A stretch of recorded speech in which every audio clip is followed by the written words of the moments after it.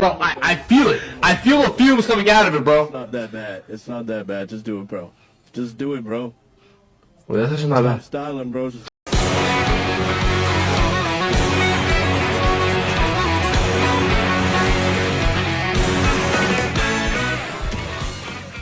If you've been seeing anything related to Mario Kart World in your recommended feed, it's probably looks something like this. If you're a bit out of the loop, I'll summarize the controversy as such. World introduces these quote-unquote highway sections where you drive from one course to another, instead of just playing 3 laps of, let's say, Airship Fortress. You'll spend around 2/3 of a race driving there, and then play a lap of Airship Fortress to finish the race off. Previously, if you opted to select a random course online, you were more likely to get a quote-unquote regular race with 3 laps. After a patch, you're more likely to get a highway drive and a single lap of a normal track. So, yeah, that's about it. If you aren't tapped into Mario Kart's community, you might be wondering why everyone's posting as if this is the end of the world, the game is dead, they're cutting the servers offline yesterday. If you ask me, I think this is a case of a vocal minority and/or making something out to be way worse than it actually is. That being said, there is some validity to the points they're making. I don't want it to seem like they're just making a big stink over nothing. For an outsider looking in, however, they might not get to see the good that comes with a mixed. That's why I'm here today, to ask if Mario Kart World is actually as bad as people are making it out to be. Spoilers, but I don't really think that's the case. Shocking, I know.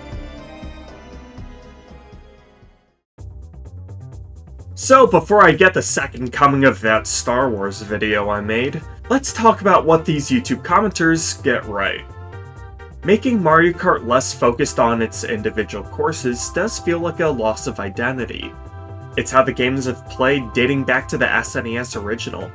To essentially say, we don't want you playing like that as much, does ignore what your player base is used to, which I always hate companies for doing. They're your target audience. If you anger them to the point of them leaving, who else is going to play your game? I don't know how much this is specifically brought up, but it also makes the online scene feel more homogenized. If you ask me, the highway-focused gameplay could and should be exclusive to the Knockout Tour mode, then reserve the classic structure for the basic race mode. That way, if a player is getting bored of one gameplay loop, they can just switch to another and keep everything feeling fresh. The way it is now, the normal online mode and Knockout feel just too similar to one another. There isn't a ton differentiating the game modes at a surface level glance. Both feature the highways as major parts of the driving experience instead of taking the opportunity to let them offer different focuses. It just kinda makes sense that they should play differently, you know? I think at the end of the day, a lot of players are mad that Nintendo is essentially telling them how to play Mario Kart and taking away their agency to do so otherwise. Even if I disagree on how bad the situation is, I definitely sympathize with the idea that being shoehorned into one way to play a game is poor game design. Now, again, if you look at Mario Kart World on YouTube right now, it's all anyone's talking about. If you ask me, I don't think that's warranted. In my opinion, this is one of the most fun Mario Karts ever made. One of the things that has been making its rounds is the discussion surrounding rails and wall riding. The shortcuts in this game are sick as hell, and are genuinely unlike anything the series has ever had before. They require a level of practice and execution that rivals stuff you'd see in fighting games, which I'm very much so down for. Any way to maximize the effect player skill has on an outcome of a race is fine by me. The other aspect of World that I think is really cool is that highways add so much longevity to the game. Yes, it should offer equal-sized experiences for old and new styles of game design, but the fact that the track list is basically... I don't even know how big it is in reality. You've got every highway going to every other neighboring tracks, and then the tracks themselves, and the highways going in the opposite directions from the tracks. There's truly a deceptive amount of content at play here. I've seen people say the fact that players have to learn more techniques and theory for how to handle items and whatnot is a bad thing, but are you being for real? Adding more depth and complexity to our game is a bad thing? And while we're on the topic, let me address the elephant in the room. No, that's a cow. To everyone who says that the highways are just driving forward, go ahead and try that online. Let me know how that goes. Ironically, the highway sections had some of the most high-stakes gameplay for me. The initial wave of items being used and everyone fighting over the road is like nothing the series has had before. It's truly chaos on another level, and I love it. I think bits like that lend themselves to adaptive playstyles being more favored than ever before. You have to be quick on your feet and way more reactive at the start of these races.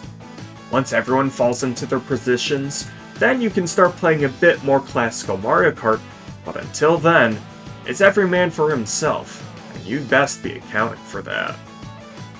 Going back to the sheer number of tracks that you can race on, reactive gameplay and quick thinking also benefits you far longer than it would for a traditional track for online play. Sure, you might have the layout of Airship Fortress memorized from the good old days, but what about the different routes to get to Airship Fortress? What about leaving it? It's going to take way longer to truly get good at every aspect of Mario Kart World, which again, I'm all for. I think making more styles of play be more viable is a great change of pace. This is all to say that while Mario Kart World does change what a Mario Kart game can be, that's only a bad thing if you let it be. Change is scary, but it can be refreshing, exciting. I would say that you should go over to a friend's house and play it for yourself. But come on, who actually has a Switch 2 nowadays? The last things I want to praise Mario Kart World for are much more subjective and less related to debatably misunderstood game design, but more so just add to the experience for me personally. I absolutely love the additions to the roster. I mean in the best way possible.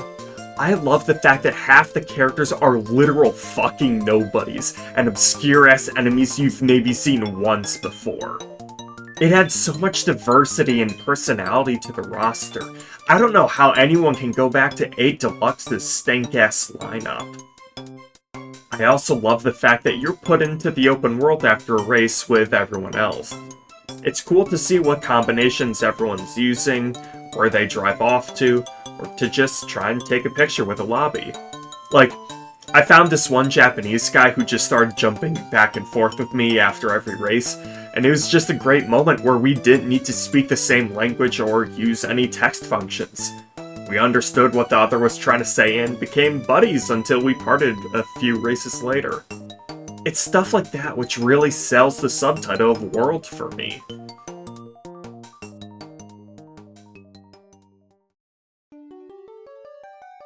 When I was a little kid, there was this museum I'd go to with my family and friends. It had all sorts of games and activities and whatnot.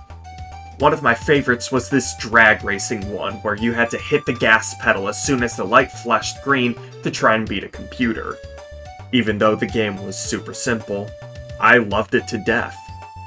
I think it's because of that game that whenever I'd play Mario Kart, little me would always wonder what it'd be like to have massive straightaways, to have Mario Kart be like a drag race. I didn't care about game design or balance or anything like that. I just wanted to drive off into the sunset as my favorite characters at breakneck speeds. I think it's because of that game and that little wish of mine that I don't really care how boring the highways might be when it comes to track designs. Quite literally, these sections are a dream come true for my childhood self. The reason I'm bringing this up is because I know I'm biased. I know I'm going to have a more positive outlook on the game because it's got something I've literally always wanted from the series. Does that change the validity of anything I say? Maybe, maybe not. Maybe someone else is that biased that would make them love Mario Kart World as much as I do. Maybe that person is you. If I can get at least one person to give this game a chance despite its reputation, then I'll consider this video a resounding success. Because I love Mario Kart World. And maybe you'll love it too.